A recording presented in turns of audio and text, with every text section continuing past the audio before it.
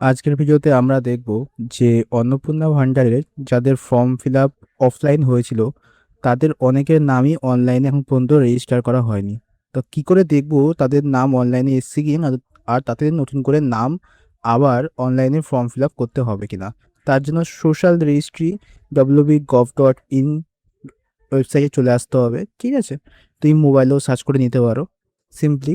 And আমার এক family মেম্বারের সঙ্গে সেম হয়েছে, সে অফলাইনে ফর্ম ফিল আপ করেছিল অ্যান্ড প্রথম মাসের টাকা পাওয়ার পর এখন আবার তাকে অনলাইনে ফর্ম ফিল আপ করতে হতে পারে, যার জন্য আমরা চেক করে নিচ্ছি। এখানে প্রথম ওয়েবসাইটে যে family level data collection portal, এখানে চলে আসবে এবং তারপর এখানে সিটিজেন ফ্যামিলি লগ ইন, এখানে অ্যাক্সেস পোর্টালে ক্লিক করতে হবে প্রথম অপশানটায়, ঠিক আছে? এবং তারপর আবার লোডিং হবে। মোবাইলে সিম্পলি তোমরা সেম টু সেম করে নেবে, কোনো অসুবিধা হবে না এখানে, ঠিক আছে?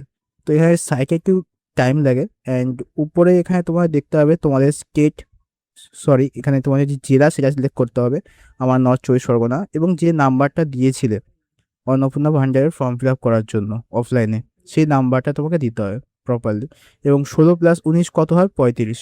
এটা তোমাকে প্রেস করে রিকোয়েস্ট ওটিপি তোমার মোবাইলে যাবে। এবং তারপর তুমি দেখতে হবে যদি তোমার ফর্ম ফিল আপ করা থাকে, তুমি যে ফর্মটা ওখান থেকে ডাউনলোডও করতে পারবে।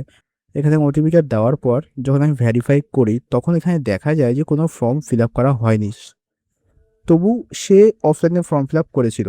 তো এখানে দেখতে পাচ্ছ তাকে নতুনভাবে আবার ফর্ম ফিল আপ করতে হবে এখন।